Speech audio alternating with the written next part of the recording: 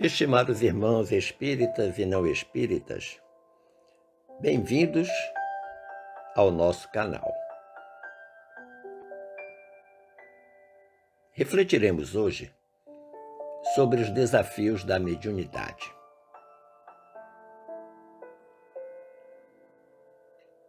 A mediunidade é como uma rede a qual ninguém pode escapar. Cada um, estando em contato diário, saiba-o ou não, queira-o ou se revolte, com inteligências livres, não há um homem que possa dizer: não fui, não sou ou não serei médium. Sob a forma intuitiva, modo de comunicação ao qual vulgarmente se deu o nome de voz da consciência, cada um está em relação com várias influências espirituais que aconselham num ou noutro sentido e muitas vezes, simultaneamente, o bem puro, absoluto. Acomodações com interesse ou o mal em toda a sua nudez. Pelo menos, isso é o que disse o espírito Haleve, e que está anotado na dissertação A Mediunidade e a Inspiração, que foi publicada na Revista Espírita, ano 12, em março de 1869. Mas para construirmos esta reflexão, partimos de duas bases evangélicas. A primeira está na primeira epístola ou primeira carta de Paulo aos Tessalonicenses, capítulo 5, versículos 19 a 21. Nela, Paulo diz: não extingais o espírito, não desprezeis as profecias, mas ponde tudo à prova. Retende o que é bom. Então é um conselho primoroso de Paulo de que não se deve desprezar as profecias, as comunicações mediúnicas, mas todas elas precisam passar pelo crivo da razão. E nós só devemos reter, só devemos ficar com aquilo que é bom. A outra base evangélica vem da primeira epístola de João, ou primeira carta de João, capítulo 4, versículo 1, quando o apóstolo disse: amados, não creiam em qualquer espírito, mas examinem para ver se procedem de Deus, porque muitos falsos profetas têm saído pelo mundo. Então, há quase 2000 anos, João já manifestava uma preocupação que continua atual. Não podemos acreditar em qualquer comunicação mediúnica, em qualquer profecia, que, como disse o apóstolo, muitos falsos profetas estão por aí. Então, a partir dessa base evangélica, nós podemos começar buscando o conceito espírita de mediunidade. E aí eu convido você a visitar a obra Estudando a Mediunidade, do mineiro Martins Peralva, que foi presidente da União Espírita Mineira, já desencarnado.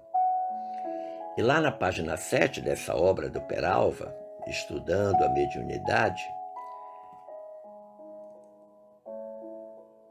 ele diz assim: o esclarecido Espírito Emmanuel conceitua a mediunidade de maneira simples e admirável, ao compará-la a uma cachoeira.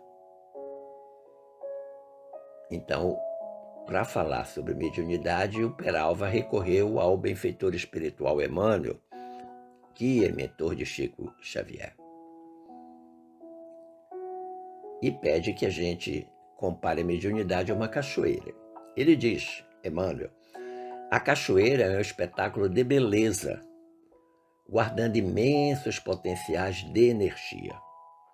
Revela a glória da natureza. Então, entre as muitas manifestações gloriosas de Deus na natureza, uma delas é a cachoeira. Continua o Emmanuel dizendo, destaca-se pela imponência e impressiona pelo ruído. Entretanto, aí ele coloca uma conjunção adversativa, como de praxe nos seus textos, para que se faça alicerce de benefícios mais amplos, ou seja, para que o aproveitamento dessa cachoeira seja o melhor possível, é indispensável que a engenharia compareça, disciplinando-lhe a força.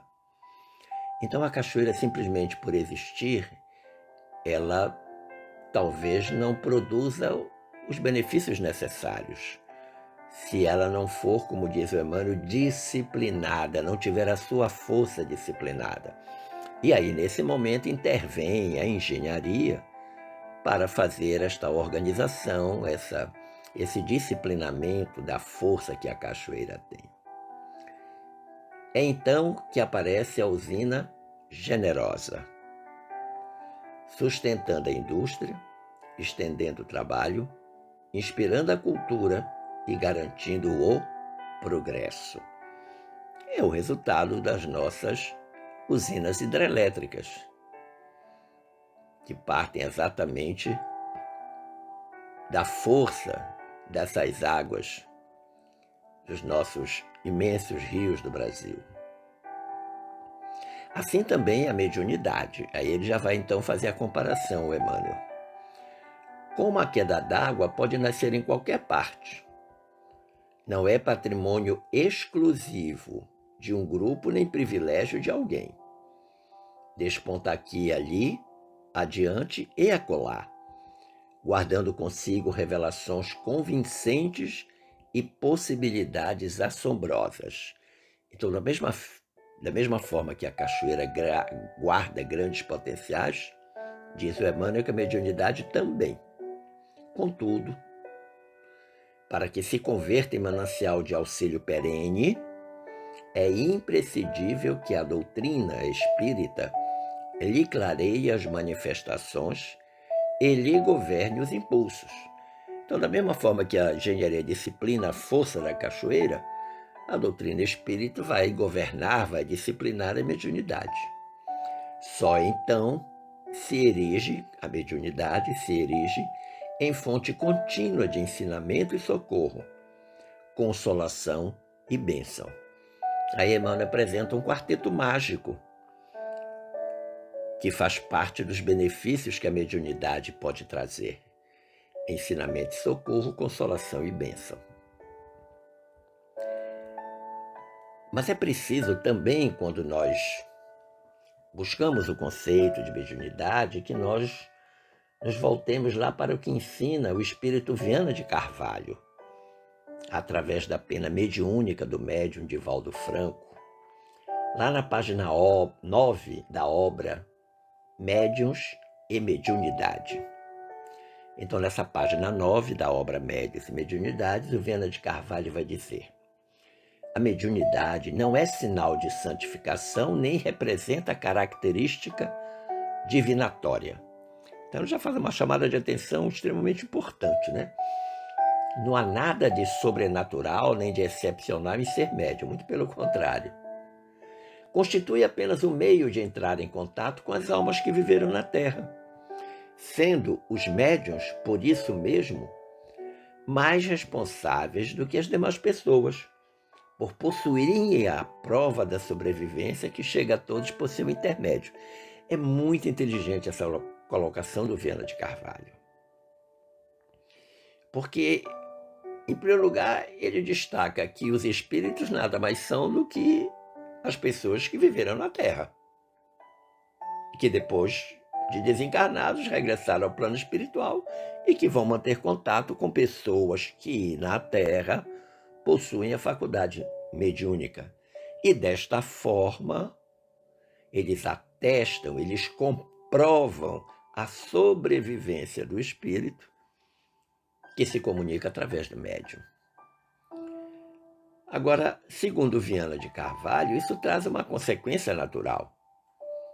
Ele diz: o respeito e a dedicação que imponham ao trabalho é o que irá credenciá-los naturalmente à estima e à admiração do próximo, como sucede com qualquer pessoa na mais obscura ou relevante atividade a que se dedique. A mediunidade, aplicada para o serviço do bem, pode converter-se em instrumento de luz para o seu portador, tanto quanto para todos aqueles que a buscam. Então ele faz uma comparação muito inteligente. Ele diz, em primeiro lugar, que é preciso que haja da parte do médium respeito e dedicação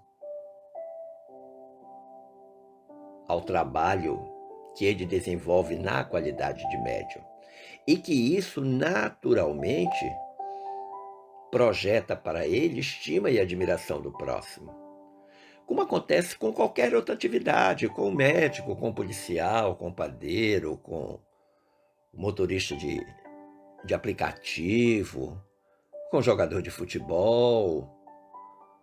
Quanto mais a pessoa se dedica, quanto mais a pessoa respeita a sua profissão, se empenha, mais ela é reconhecida, mais ela é estimada, mais ela é admirada.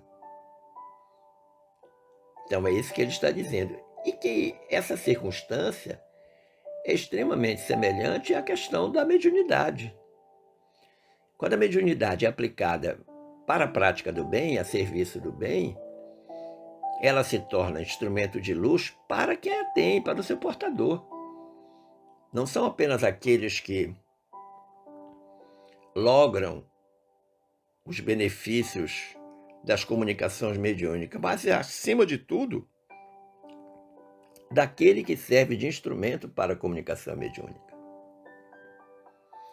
Mas nós precisamos também considerar, na compreensão desse conceito de mediunidade, que nós começamos lá com Martins Peralva e passamos pelo Viana de Carvalho, precisamos considerar um esclarecimento trazido pelo Espírito Camilo. O Espírito Camilo é o benfeitor espiritual do nosso irmão Raul Teixeira, médium de elevada grandeza.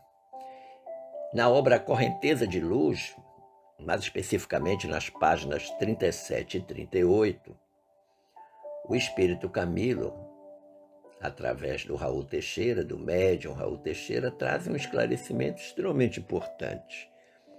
Camilo diz: a mediunidade que promove e eleva a criatura humana é a proposta básica do Espiritismo. A mediunidade que promove e eleva a criatura humana é a proposta básica do Espiritismo. Uma vez que, se por um lado a doutrina esclarece e educa o médium, o Evangelho de Jesus, vivenciado, lhe faculta a reforma moral necessária para ascender aos planos elevados da vida. Olha que interessante. O médium cresce na medida em que ele vivencia o Evangelho de Jesus. Porque vivenciando o Evangelho de Jesus, ele aplica a si mesmo todos os critérios de reforma íntima, de reforma moral. E à medida que ele vai se reformando moralmente, ele vai ficando um médium cada vez mais apto à ascensão espiritual. Vai, inclusive, recebendo comunicações mais importantes. Aproximam-se dele espíritos de elevado teor moral para utilizá-lo na comunicação.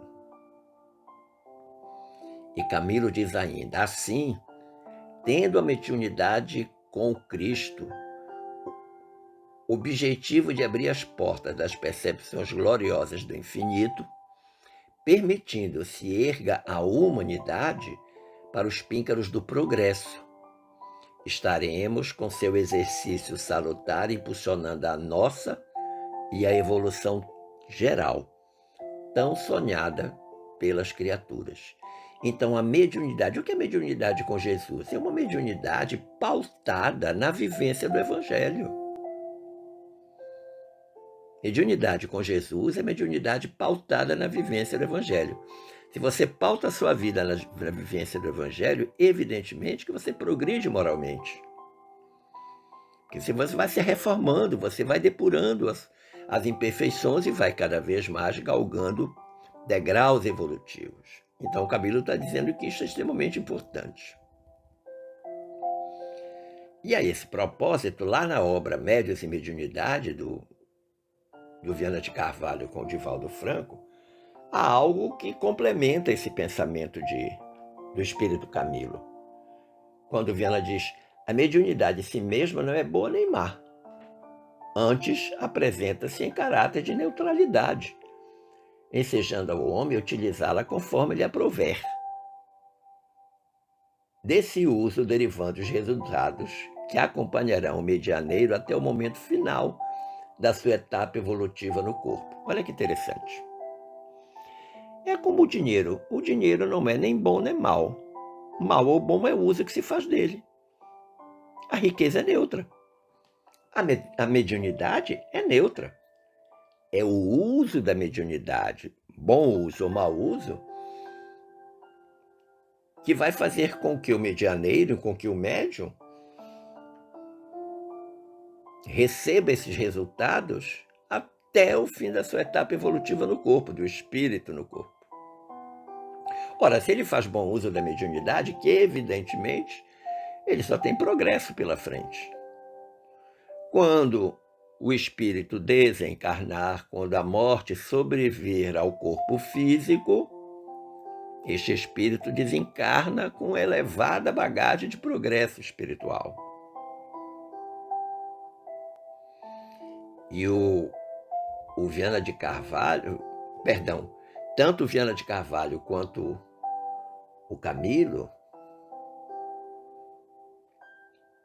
eles afirmam que não há mediunidade mais importante que a outra. Todas são necessárias. Não há médium mais forte, mais poderoso que outro. Segundo o apóstolo Paulo de Tarso, os dons mediúnicos provêm de uma mesma fonte e de um mesmo Senhor. São coisas de Deus. Na obra Diretrizes de Segurança, que é uma obra de Divaldo Franco e Raul Teixeira, é um manual de aconselhamento à vivência espírita ou do espírita.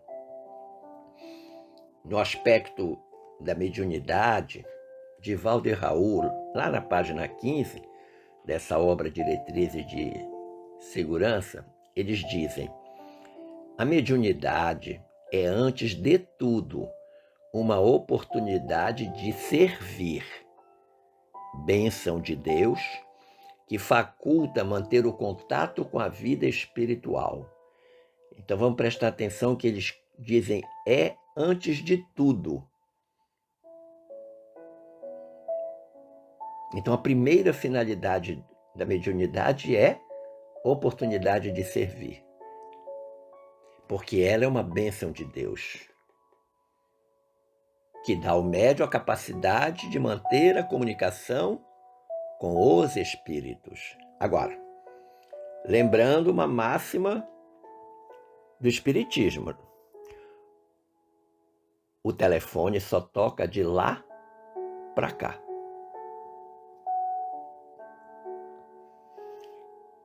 O Raul e o Divaldo dizem: graças ao intercâmbio mediúnico, podemos ter aqui no plano físico, não apenas a sobrevivência da vida após a morte, mas também o equilíbrio para resgatarmos com proficiência os débitos adquiridos em encarnações anteriores. Então não basta apenas ao médium testemunhar a sobrevivência do espírito da alma após a morte, mas também é para o próprio médium uma oportunidade de resgate dos seus próprios débitos. Muitas pessoas imaginam que a mediunidade é algo extraordinário. Não. A mediunidade muitas vezes é uma coisa muito sofrida para o médium. Porque ela é, na verdade, uma oportunidade para que ele se depure de imperfeições. É uma bênção. Uma bênção que só vai ser efetivamente aproveitada se o médium estiver imbuído do dever e da responsabilidade de servir. Mas existem alguns desafios da mediunidade. Com base na obra Mediunidade, Desafios e Bênçãos, do espírito Manuel Filomeno de Miranda, através da pena mediúnica de Divaldo Pereira Franco, do médium Divaldo Pereira Franco, nós escolhemos um desafio que julgamos oportunamente importante no exercício desta faculdade denominada mediunidade. Que desafio é esse? A educação da mediunidade. Consideremos que, sendo a faculdade mediúnica inerente a uma disposição orgânica e que é semelhante às outras disposições responsáveis pelas manifestações sensoriais, a faculdade mediúnica tem que ser educada com cuidados especiais, a fim de bem desempenhar a função para a qual a divindade dotou a criatura humana, a qual Deus concedeu essa bênção. Da mesma forma que a engenharia disciplina a cachoeira, a educação da mediunidade vai disciplinar essa faculdade, que é uma bênção, desde que seja utilizada na perspectiva de servir. A mediunidade é uma faculdade concedida a todos os seres humanos, sem nenhum tipo de privilégio. Nem privilégio de etnia, de caráter, de fé religiosa, de condição socioeconômica, de cor da pele. Não há nenhum critério especial para se ser médium. Ela representa, de fato, uma alta concessão, dada por Deus, que faculta o conhecimento da imortalidade do espírito. Sim, porque quando o médium recebe uma entidade espiritual, alguém que já viveu encarnado, ele fica sem nenhuma dúvida sobre a imortalidade da alma, do espírito. Mas também ele precisa estar consciente das consequências morais que o exercício da mediunidade vai ter em função da conduta existencial desse médium. Tem que ser uma conduta proba, honrada, digna, para que essa mediunidade seja eficazmente utilizada. Da mesma forma como nós educamos os sentidos físicos e as faculdades intelectuais, disciplinando o nosso comportamento moral, a mediunidade, que desempenha um papel relevante na vida humana, requer condutas e cuidados específicos.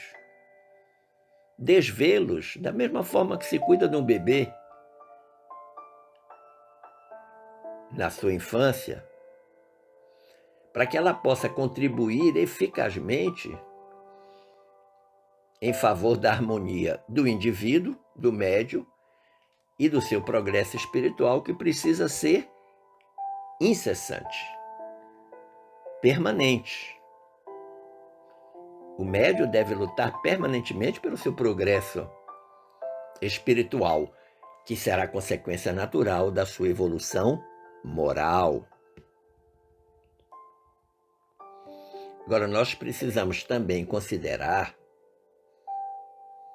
que a mediunidade já foi desmistificada pelo Espiritismo, porque logo no início do Espiritismo, lá no século XIX, depois de todas aquelas primeiras manifestações, né, das mesas girantes, da tipologia, em que tudo era percebido e analisado pela lente do sobrenatural, depois que isso tudo foi desmistificado pelos esclarecimentos dos espíritos superiores colaboradores de Allan Kardec,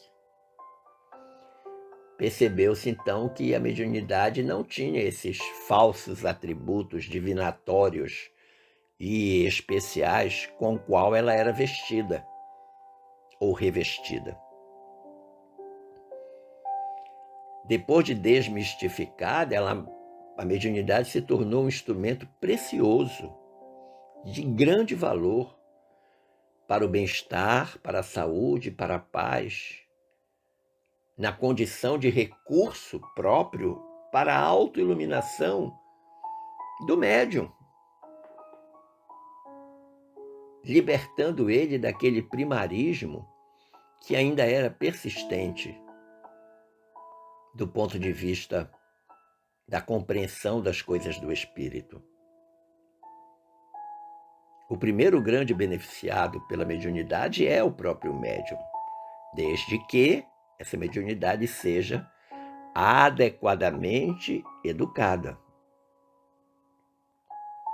Mas há algo muito interessante, muito singular em relação à faculdade mediúnica. Pode até parecer estranho, mas não poucas vezes encontramos mediunidade ostensiva em pessoas de conduta reprochável, de conduta irregular, de má conduta, enquanto outras pessoas dignas, corretas, moral e eticamente corretas, não possuem mediunidade e, se a possuírem, não a têm com tanta intensidade. Essa visão equivocadamente proporciona aos incautos o conceito de que a mediunidade independe da moral do indivíduo. É certo, ela independe da moral do indivíduo. Pessoa de conduta reprochável pode ser médium, pode. Mas a qualidade das comunicações que um médium de conduta reprochável exibe é uma qualidade baixa.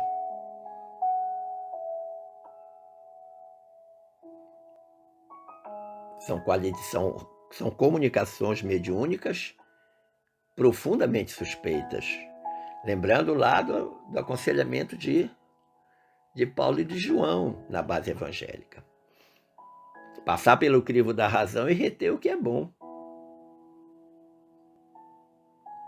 A criatura pode até receber comunicações dos espíritos, mas a qualidade dessas comunicações é de baixíssimo nível. Estamos falando de pessoas que têm uma conduta inadequada, uma conduta moral, uma conduta ética, uma conduta humana, como dizem os espíritos superiores, reprochável, inadequada. É preciso que nós recordemos que as primeiras manifestações ou comunicações mediúnicas, elas tinham por objetivo, elas tinham como intento apenas chamar a atenção. Elas eram bastante simplórias. As mesas girantes, por exemplo, as manifestações através de pancadas, né? Eram muito simplórias essas comunicações. Até o tempo, até a fase em que a educação dessa mediunidade fizeram com que ela alcançasse um patamar transcendental, um patamar mais elevado. Pessoas más, pessoas orgulhosas, corrompidas, apresentam-se com faculdades mediúnicas ostensivas por misericórdia do amor, a fim de que sejam elas mesmas os instrumentos das advertências e orientações de que necessitam para uma existência de retidão e de equilíbrio, com alto discernimento a respeito dos objetivos da caminhada terrestre. Quando você perceber alguma pessoa de uma conduta inadequada, mas que tem uma faculdade mediúnica, uma mediunidade ostensiva, ela está recebendo essa faculdade exatamente por misericórdia do amor de Deus, para que ela possa melhorar a sua conduta, sanar os seus débitos pretéritos pela prática do bem, da caridade, utilizando a mediunidade para o bem, para a caridade. Ela ajuda os outros, mas ajuda fundamentalmente a si mesma. Daí eu entendo que a mediunidade educada e desenvolvida nunca será prêmio, mas será oportunidade de resgate e correção com vistas ao futuro evolutivo da criatura. Mediunidade não é prêmio, é oportunidade. Somente através do conhecimento lúcido e lógico da mediunidade, mediante o estudo do Livro dos Médiuns, de Allan Kardec, pode o medianeiro ou médium, candidato à educação da faculdade mediúnica, aprimorar-se pessoalmente, iniciando então o exercício dessa disposição orgânica, que é a mediunidade, profundamente arraigada nos valores morais do espírito. A mediunidade, ela retrata os valores morais do espírito, sem dúvida. E quando nós estudamos o Livro dos Médiuns, a gente percebe isso claramente. Mas você pode estar se perguntando: quais são as estratégias que eu posso usar para a educação mediúnica? O que é que eu posso fazer para educar a minha mediunidade? E aí eu vou trazer o aconselhamento de Manuel Filomeno de Miranda. Primeira estratégia: autoanálise. Identifique as imperfeições do caráter, identifique os conflitos comportamentais, mas lute, depois de identificados, pela transformação moral, para melhorar o mundo interior, o seu mundo interior. Você é médium? Então faça uma autoanálise, veja as imperfeições do caráter, veja quais são os seus conflitos comportamentais, veja como você é por dentro para poder melhorar por fora. Segunda estratégia: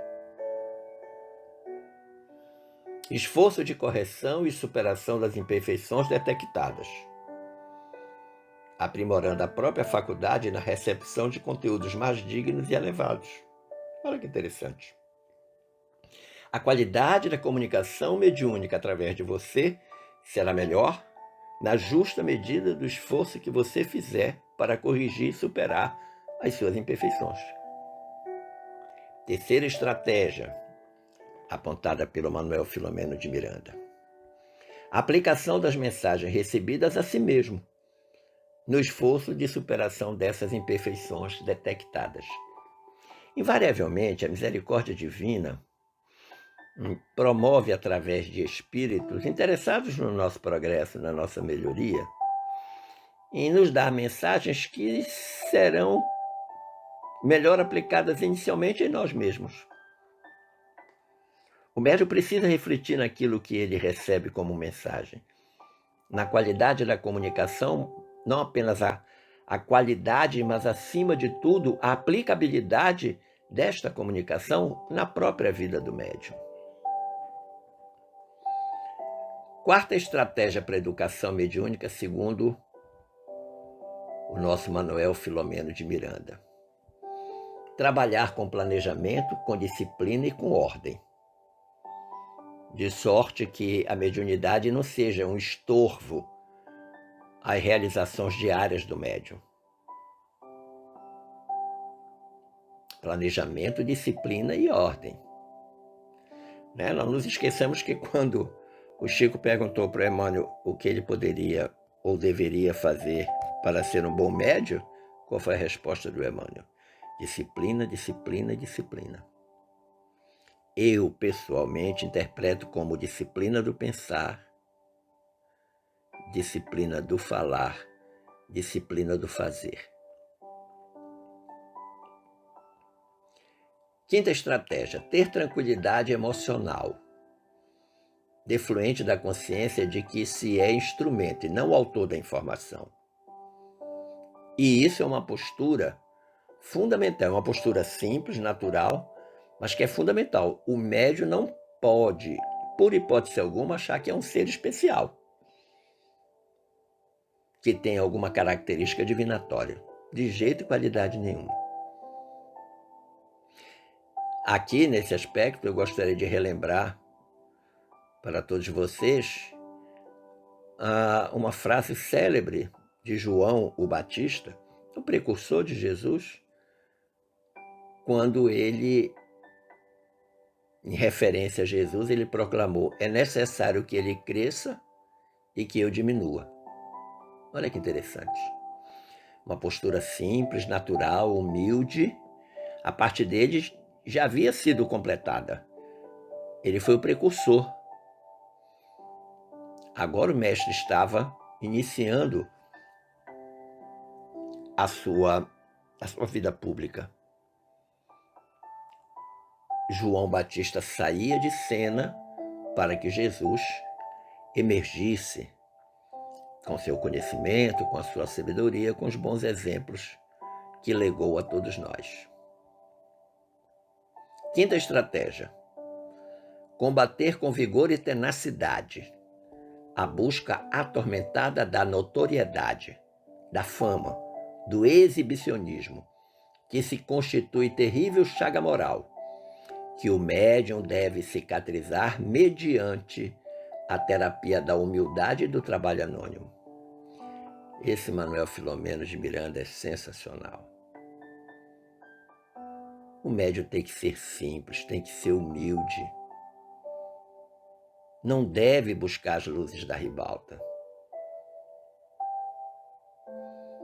E aí o Filomeno, nesta sexta estratégia, ele diz algo extremamente importante. Ele diz: desse modo, a arrogância, a presunção, a vaidade que exaltam o ego diminuem a qualidade dos ditados mediúnicos de que se faz portador aquele que assim se mantém. Ou seja, a qualidade da comunicação mediúnica cai sensivelmente naquele médium arrogante, presunçoso, vaidoso. Isso é importante. Sétima estratégia.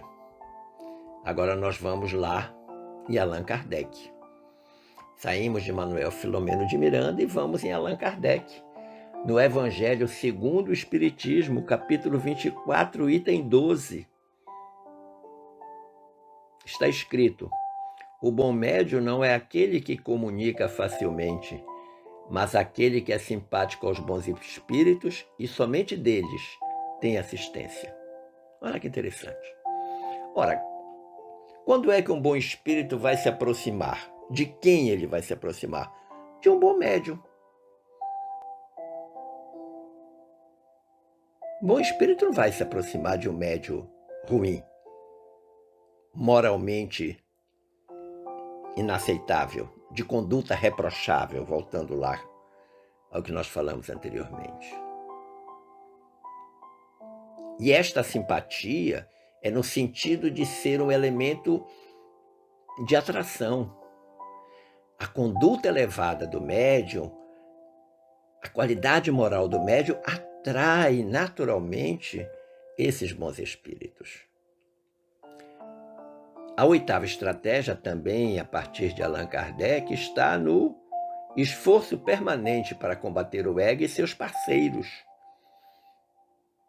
A vaidade, a soberba, a presunção,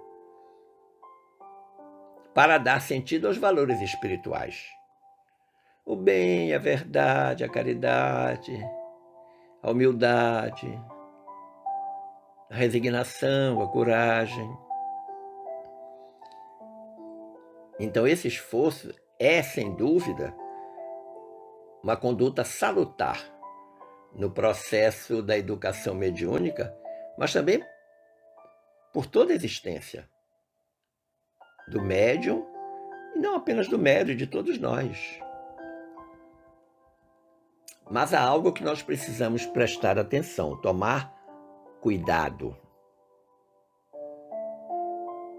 A faculdade mediúnica, que não recebe os devidos cuidados educativos e de exercício, não desaparece. Antes, porém, permanece à mercê dos espíritos frívolos, irresponsáveis ou perversos, que se comprazem utilizando-a para fins ignóbeis, fins ruins, com os quais o intermediário anui, o médium concorda, culminando em transtornos emocionais graves, enfermidades simulacros, que proporcionam a assimilação de agentes orgânicos destrutivos e de obsessões de longo curso. Num português bem objetivo, mau uso da faculdade mediúnica adoece e vai invariavelmente levar a criatura para o processo obsessivo. Sim, porque a má conduta vai atrair que tipo de espírito? Esses espíritos frívolos, irresponsáveis, perversos, ruins, brincalhões. E eles vão se divertir com o médium. E eles agem de uma forma tão inteligente que o médium nem percebe que está sendo, usando uma expressão popular, enrolado em um novelo cuja ponta ele não vai saber onde está.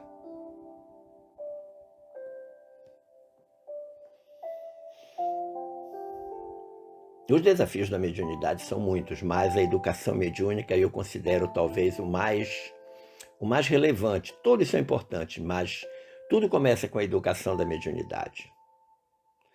Por isso que, de um ponto de vista conclusivo, eu posso dizer que,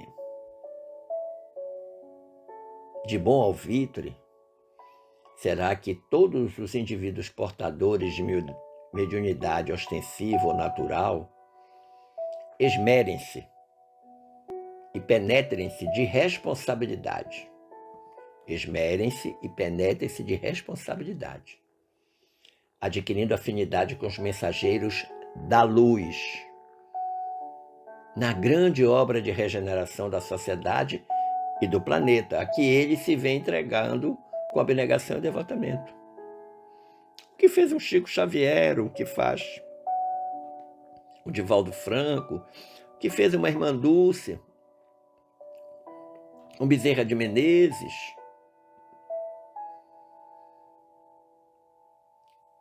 Ele tem que se esmerar, ou seja, ele tem que buscar cada vez ser melhor do ponto de vista moral. E compreender que esta responsabilidade da prática mediúnica é imensa. Mas é a qualidade moral dele que vai atrair mensageiros de luz. Porque se a qualidade moral for baixa, ele vai atrair mensageiros das trevas. agradecendo o carinho da atenção dispensada, dessas boas vibrações que estiveram presentes durante esta reflexão, eu desejo que fiquemos todos em paz com Jesus. Um forte abraço.